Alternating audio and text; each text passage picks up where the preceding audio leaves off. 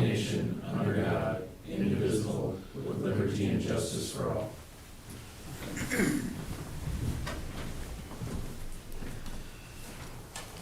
Thank you. We'll move on to the agenda approval. We have at least one correction here. We're going to, on petitions and communications, we're going to strike 6.2 for a later date. So that's the one change that I have. Anything else? Enter motion to approve. Second. Roll call vote, please. Booth. Aye. Bragg. Aye. Rodney. Aye. Boynice. Aye. Mayor Roberts. Aye. Thank you. Moving on to public forum. Public forum is limited to a maximum of 3 minutes per person. Please state your name and address for the record. Anybody in the audience here tonight for public forum? Seeing none, I know Commissioner Weinreich has something for us Yeah. tonight. Thank you. Just an update from Bob Simpson, our street superintendent. He wanted to let us all know that they have finished the first round of cleanup in our storm cleanup and tree removal. They have started with the second round. They'll start it up north this afternoon and with one crew and then another crew on the southeast part of town, as well as they'll begin removing trees from alleys, and then they'll remain cleaning those up until they do a second round. And just one advice to our community, if there's small branches in the alley that citizens are able to remove themselves, we would greatly appreciate that. Okay, thank you. Thanks. And I actually forgot, I had one too, if that's all right. Sure. You bet. A few weeks back, I had mentioned that runway 1836 at the airport was gonna be closed for construction, but with the storm and some FAA funding issues, that did not get started, but that is going to move forward now, starting on Wednesday. Oh. So that will be closed for potentially up to a month, for them to complete the upper portion of that parallel taxiway. So still the main runway will be open, the airport will be fully in service, but the crosswind or smaller runway will be closed for potentially up to the next month as they finish that construction. Great, Thank you. thank you. I have one here too. As of yesterday morning, we got a proclamation from the governor of the state of South Dakota, and it came across the desk yesterday, and we got official word on it today that the governor has declared the city of Huron or Beetle County a disaster. So there were a lot of questions of how involved the governor was in this whole ordeal. Well, I will tell you, we were here Thursday. The storm came through on Thursday at about 5 o'clock, and by 7 o'clock, we were here, and there were people from the governor's office here with us. He was not here himself Thursday night. Friday, Saturday morning, there was another gal from another office from the governor's. She was here on Saturday and spent most of the morning with us. And on Sunday, Commissioner Bragg filled in, and he met with the governor, and he was very involved. The governor was very involved through the whole process. So if you're wondering if they forgot about Huron, they did not. They did very, very well. And this just came across the desk today, so we just want to thank him for his help and his effort through this whole process. So, all right, moving on. So that came across the desk today. That is the state pitching in, helping our community. And then today at noon, I had the privilege of meeting with some ladies that used to work at the city, at City Hall. And I think for all of us sitting up here, minus Pauline, these three ladies have more service than all of us combined, because one had 40-some years, one had 30-some, and the other two had 30-some years. So we celebrated the birthday of Letha Renner today. She was 97 years old. And her and two, Opal Hauk and Carol Cheddar, were the other two in presence. So it was quite a deal to see these ladies talk about what all they did and what they taught.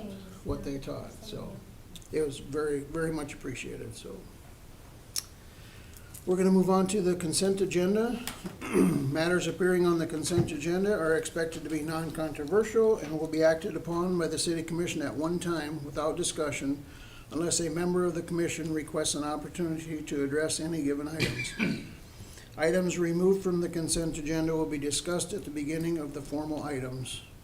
Tonight, we have 4.1 minutes of July 20, 2026, 4.2 fuel quotes for city departments, 4.3 payment of the bills, 4.4 personnel items. Number 1, acknowledge that Robert Shinneman, Solid Waste Operator 1, has completed his probationary period, making him eligible for supplemental benefits effective August 1st, 2026. And number 2, approve the seasonal employment of Corey Weeks as a pro shop attendant at Broadland Creek Golf Course effective July 27, 2026. 4.5, consider raffle permit submitted by South Dakota State Fair Office for a Rabbit Department raffle to be held on September 5 and 6. 4.6, consider a raffle permit submitted by Faith Alive Church for a raffle to be held on August 16th, 2026. 4.7, consider a raffle permit submitted by Huron Baseball for a raffle to be held on August 15th, 2026.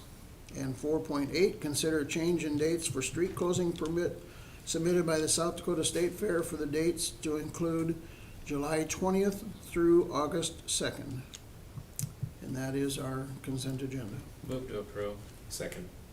Roll call vote, please. Clute. Aye. Bragg. Aye. Harvey. Aye. Weinrice. Aye. Mayor Robish. Aye. Moving on to bid quote items, we're going on to 5.1, consider pay request number 1 for concrete replacement, project number 2026-04 from Rex Winkle Concrete in the amount of $72,499.75. We have with us tonight Sean Snodhorst, our assistant engineer. Thank you, Mr. Mayor, Commissioners. This is a progress payment number 1 for concrete replacement, which is, that project is where we take and we replace curb and gutter and things like that in areas where we plan on paving within the next year or so. We try to stay a little bit ahead of that. We don't want to pave a road and have spots that hold water. Sometimes it's inevitable, but we just try to stay ahead of it. We recommend approval. Motion to approve? Second? Any questions for Mr. Sean? Roll call vote, please. Clute. Aye. Bragg. Aye. Harvey. Aye. Weinrice. Aye. Mayor Robish. Aye. Thank you, Sean. 5.2, consider request from Capital Asset Committee for the Parks and Rec Department repairs to a Bobcat S590 for the carrier assembly, seals, O-ring, and sealant, and use general fund reserves for this repair. And this came to us from Mr. Chad Schroeder, our Parks and Rec Superintendent. Thank you, Mayor and Commissioners. So this is a repair on our Bobcat. We had to have it out getting looked at Premier Equipment, and they're recommending these 2 new carrier assemblies to bring it back up to par. We're going down the road, it's not trailing right and it's skipping. So anyhow, they went through it and they said this is what we need for repair. So the amount is for $7,735.96. And this should put that machine back into operating conditions again. Sure. Motion to approve. Second. Okay, any other questions for Chad? Roll call vote, please. Clute. Aye. Bragg. Aye. Harvey. Aye. Weinrice. Aye. Mayor Robish. Aye. Thank you, Chad. Thank you. Moving on to 5.3, consider solid waste overhead door replacement. Quote from House of Glass for damages from the tornado in the amount of $54,340.51. So we have Mr. Andrew coming forward. Mayor, Commissioners, in order to promptly replace the 5 overhead doors that were replaced at the new transfer station and secure the building, we did our due diligence, sought 4 quotes. One local provider decided not to bid. We chose to go with one provider that provided the best turnaround or lead time on installation and the lowest price. Okay, Motion to approve. Second. any questions for Andrew or Dale's in the back here too, so. How far out are they? Next week they should be. Wow, that is fast. And we good. need them. Yeah. All right, roll call vote, please. Clute. Aye. Bragg. Aye. Harvey. Aye. Weinrice. Aye. Mayor Robish. Aye. Thank you, Andrew. Dale? Moving on to 5.4, consider Huron Police Department request for $15,000 grant through the South Dakota Attorney General's Drug Control Fund to purchase a replacement police service dog. We have a K-9 unit right now, but that K-9 has been in service since 2018 and is scheduled for retirement in 2027. Mr. Derek Lair. Thank you, Mayor and Commissioners. Like the Mayor said, I guess what we're doing is seeking approval to apply for $15,000 of funding through the AG's office to purchase a new K-9. Our K-9 is 9 years old and kind of getting to the point where, you know, dogs are kind of like used cars at some point. When they start costing a little money, she's on some pain pills and some different stuff to kind of help her out right now. But looking to replace her in 2027, it'd be a capital asset request, so we figured we'd ask the AG's office to pay for it and see if we can get the funding from them. If not, it'll just go on as a capital asset request for 27.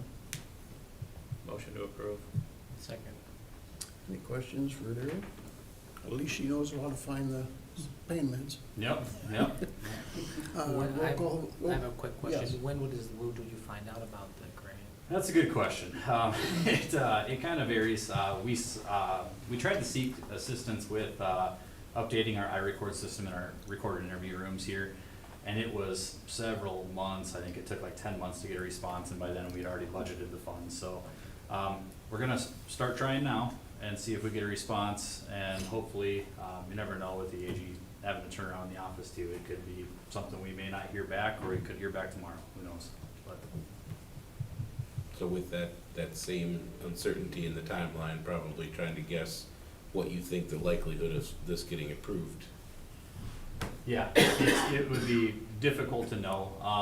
Like I said, I think the last time we tried to apply for funding, it was about 10 months, so. We'll apply for it, and the other side of that is we really don't know. We're kinda at the discretion of the Highway Patrol. They put on our K-9 camps in the state, so, they may not post a camp until, you know, mid-late spring. So hopefully putting in now, hopefully we hear something before it comes time. So even if we were to get awarded the money through capital assets, if we weren't to spend that money, if the AG's office would pay for it, we would obviously. So you mentioned the one that was too late, but I mean, have we asked for big grants like this, and how often are they usually approved? I think to this point, I think the AG's office has purchased 2 vehicles for us. Yeah. I think in the past, we started our K-9 program in 2012, and I think in 13, they bought us a vehicle. And I think around 19, they bought us a vehicle, if I recall, right around there. So they've been good to us.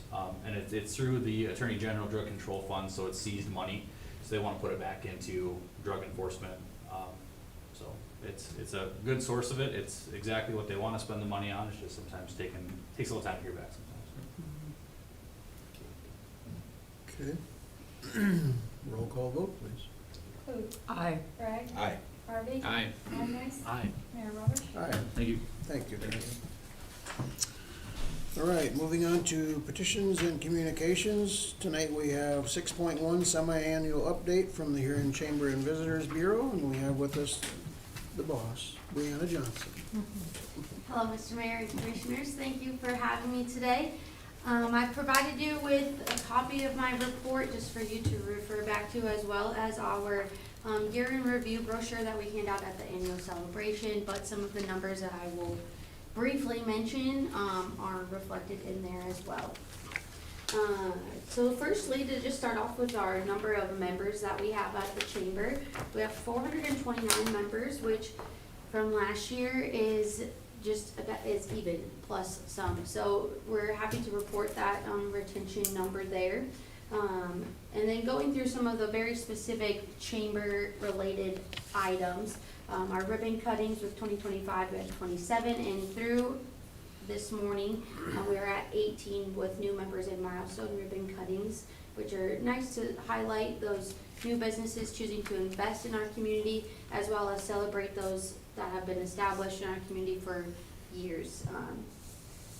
With the different events that we service, this isn't related to just events that the chamber hosts, but events that come into the community, whether that is at the state fairgrounds, at the Huron Event Center, from 10 people to thousands of people. In 2025, we had 33 of those, and then through today, we had 18, one largely being the Red Power Roundup that we held here in Huron in June. And we helped to finance and support the creation of signage, purchasing pedal tractors. So not only is it just visitor bags, which are important to promote information about our community, but other tangible items to help them enhance their event. With Splash Central, we partner with the Parks and Rec and Splash Central staff to devise a plan for Splash Central marketing. New this year, we went with Crown Digital out of Riverfront Broadcasting, so kept that a little bit more local this year, which was nice.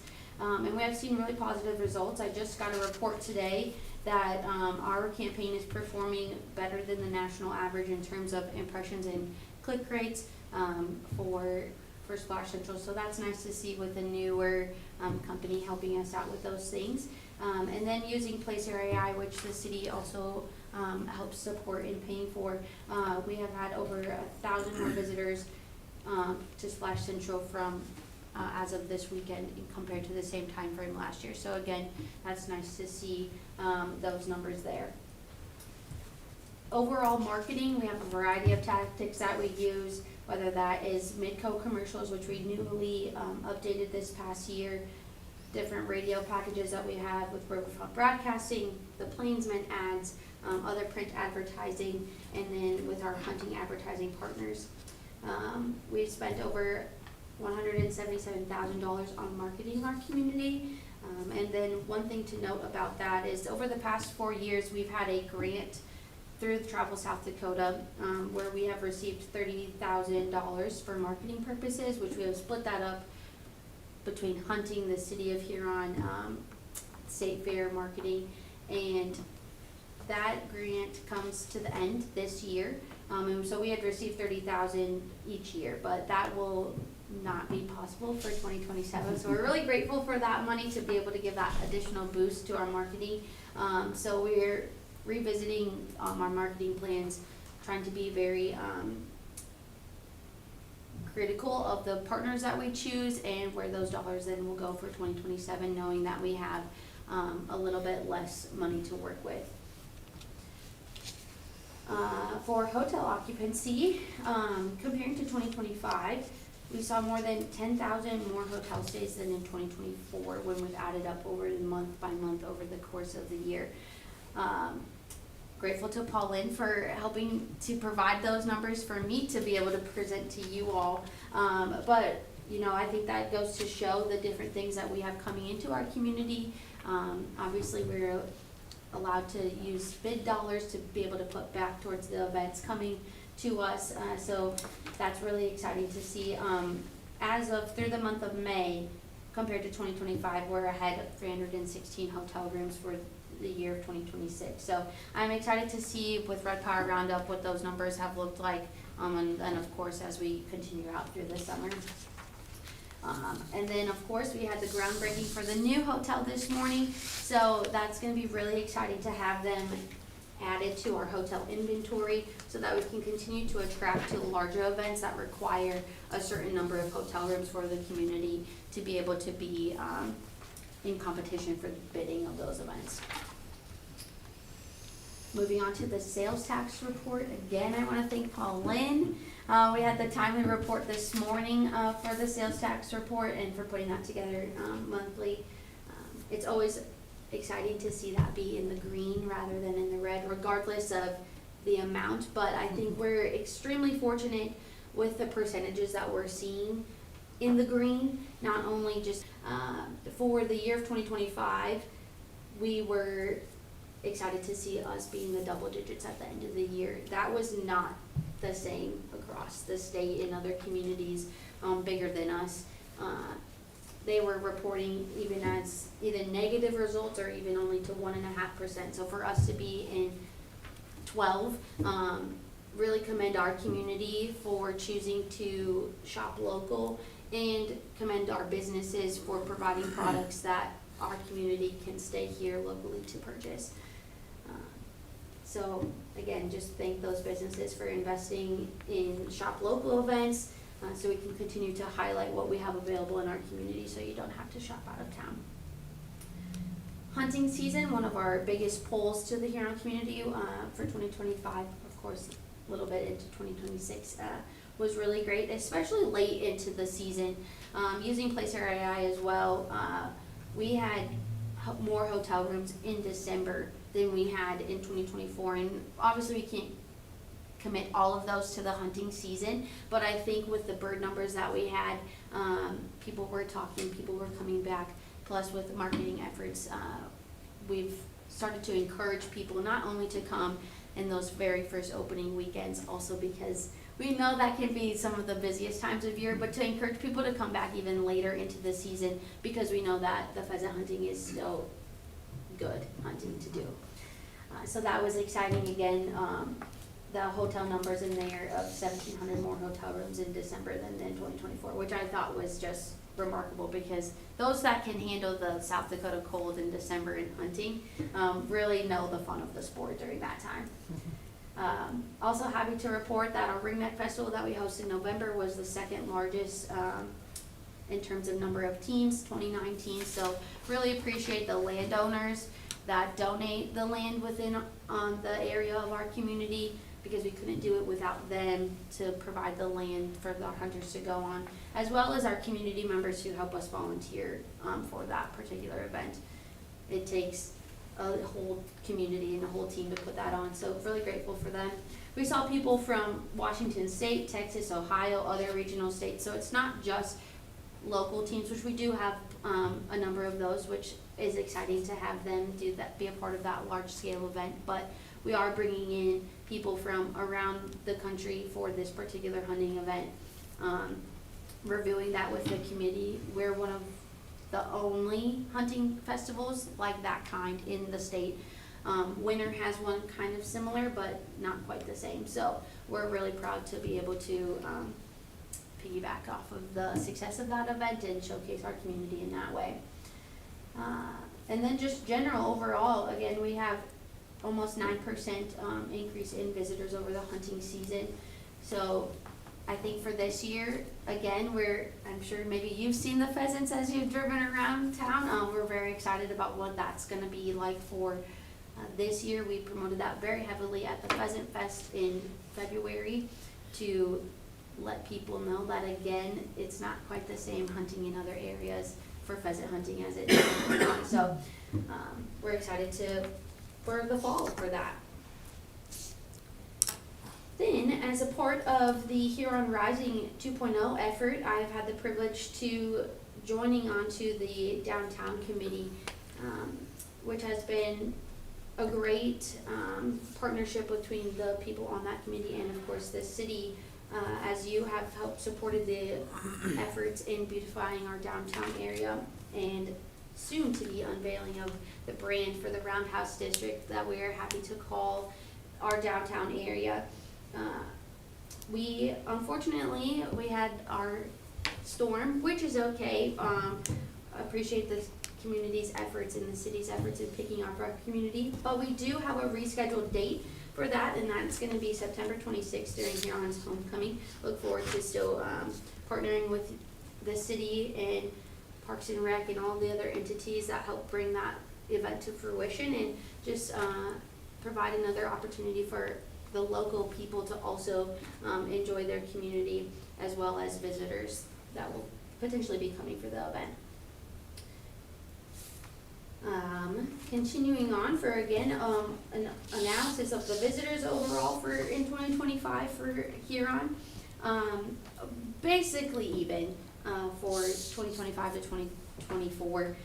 There was a 0.0% decrease, which was like 300,000 visitors, which can seem like a big number, but considering the number of people, hardly anything. So in comparing that to the rest of the state, again, like that's a pretty positive report actually, due to cost of travel and really cost of a lot of things in the world today. Travel South Dakota out of Pierre is reporting that there's typically less travel across the state, again, because of the cost, and that even includes just local travel within the state. People are choosing to stay in their communities, or maybe not go that far. So to see that percent, I'm pretty happy with that result, because it still means that people are still coming here for whatever event or for whatever reason that may be, that we're getting them to come. And then also even to hats off to our community, because it's not just because of the efforts that I do or even you, it's our businesses, it's our community members who meet those visitors, welcoming them into their businesses, providing them with a good experience to either talk to their friends or their family members or to come back again. We can promote our business, but I can't do too much when they get here. So appreciate our businesses and our people for welcoming our visitors and keeping them to come back. My other things for my update for you is just a reminder of some of the places that you can stay connected with our office. That's through the Heart of Huron newsletter, which was created last year, actually, after Prairie Tracks went away. We have community partners that put in monthly articles. We are grateful to have the City of Huron's spotlight in there as another avenue to provide information to our community. We also have our e-blasts through our businesses, as well as through our hunting marketing efforts. We do email marketing with that. Other areas, of course, is our Facebook page, which we know we have somewhat limited over the past year or so, and that has just also to provide a better lens for some of the things that we are doing in our office. We will promote our businesses in our community in other areas, but we want to make sure too that people are able to see the information that we're trying to get them to see. So that's where you maybe have seen a little bit of a shift in the way that we post on Facebook at times. Otherwise, of course, we have our HuronSD.com website, which hosts the community calendar for people to see, and that gets updated regularly. Of course, we do posters and all those things, and we love the print, but especially for monthly periods, we know that that can sometimes get outdated pretty quickly. So make sure to encourage people to check that out for more of those timely updates to see what's going on in our community. Then lastly, coming up with some of our chamber-related events within the next week or so, the very last Food Truck Wednesday of the year, hosted by Huron Connect, will be down in Memorial Park on Wednesday. They have, I think, 5 food trucks planned to be down there, some local, some from out of town, so something for everyone. The Connect group, it has their own drink stand for fairly inexpensive drinks, and that actually goes to help fund the different events that Huron Connect does in the community. So if it's hot, we're going to take care of you, and then we're going to have some exciting food for you to come out and try for that evening. We also have a ribbon cutting for 1904 Remnant on Thursday afternoon at 2 p.m., one of our newest businesses to downtown Huron, and so we're excited to highlight them again as an addition to our community and all the things that they have to offer in their store. And then, of course, with partnership with the Huron School District, the Norby Center, Park and Rec Department, hugely appreciate their effort in getting ready to host the South Dakota Senior Games, which is next week already from August 6th to 9th. It's a full slate of activities for those 4 days, from the golf course to the bowling alleys, to all of our great facilities that we have in our community. We're excited to highlight those. But with that, my small plea for volunteers, we have a variety of opportunities from Thursday all the way through Sunday, largely actually for Saturday and Sunday during the track and field portion. It does start very bright and early at 7 a.m. for some of the events, so you hopefully get out of some of the peak heat. But I was looking at the weather, a cool 85, so I think we're going to be in much better company than maybe these past few days. But regardless, we'll be excited to host those folks as they showcase their athletic talents in, from jump roping to pole vault to triple jump to golf, bowling, horseshoes, badminton, all the things. So that will be fun to have them here. In closing, we're fortunate to have such a great partnership with the city of Huron through funding for the things that we're able to do so that we can provide quality events and programs to our community. I think we have a very good team that makes up our community, and so that we can make Huron a great place to live, work, and play. And so I appreciate all that you do for our community, and that we can have such great communication and partnership so that we can continue to make Huron a better place. So thank you for having me this evening, and have a good night. Thank you, Brianna. Thank you. I do also want to commend, excuse me, our businesses of our city, and they have really stepped up their appearance, their support, their willingness to take on the needs of the people of the city. I mean, our businesses have really stepped up. We've got new doctors at the hospital. We have Parks and Rec takes care of our Splash Central and all our parks. Solid waste keeps our city clean, and it all goes together. But then again, as the businesses have stepped up, so have the people of Huron, and that shows in those numbers on the sales tax. Everything costs more, but it costs more to go someplace else too. So it's very important. We can't drive that home enough, that how important that is to support each other. And that's, we've shown each other how that can work. So thank you for your report.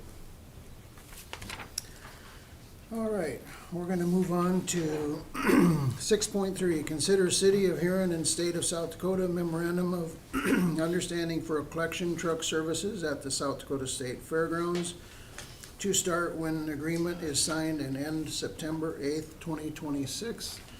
Dale, I'm sure this is just something that you've always done. Andrew, listen up.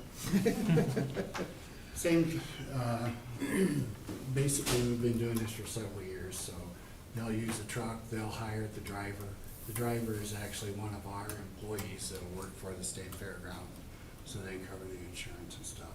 We'll handle all the roll-offs, take care of all the garbage flow, so it'll come to us, so that way none of our staff goes on the fairgrounds during fair week. Okay. Motion to approve. Second. Okay, and the paperwork is all fine and whatever. Okay. Reviewed by our attorney. Okay. All right, we have a motion and a second. Roll call vote, please. Clute. Aye. Wright. Aye. Harvey. Aye. Weinreich. Aye. Mayor Roberts. Aye. Moving on to 6.4, the downtown sculpture. We have, if you haven't seen that, if you haven't been downtown to see that first sculpture, it's right on the corner of 3rd and Dakota, and we're going to add another one. I'm gonna let Commissioner Bragg fill us in. Thank you. Mr. Mayor, yeah, this fits in well with Brianna's updates about downtown and about the Roundhouse District. You know, we approved previously to accept the generous donation from the Clute family, and so their statue is up in front of the F&M Bank there. So if you haven't been by to check that one out, you should go. It's a great enhancement to our downtown.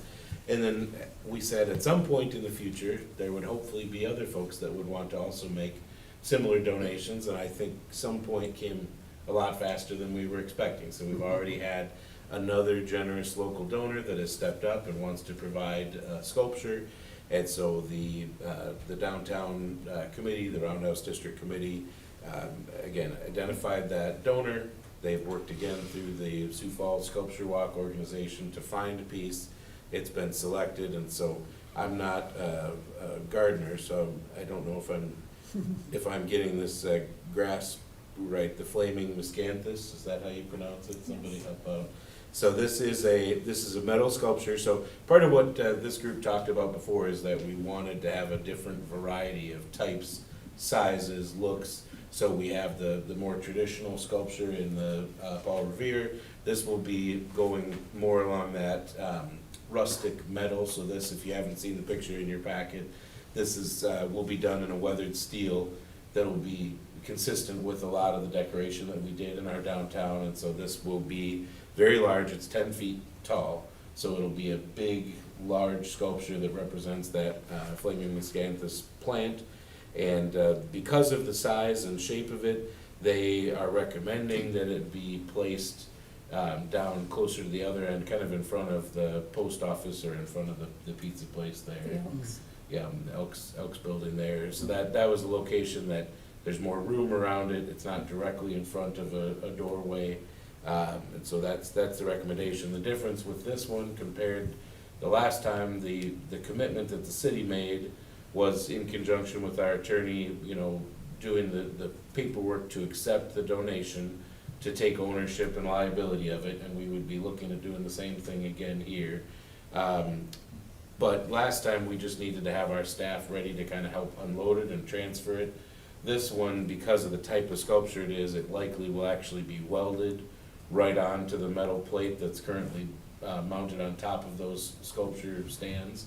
So whether that's something that their team does or the artist provides, or that's something that the city of Huron provides that labor or lines up that labor, is still in question.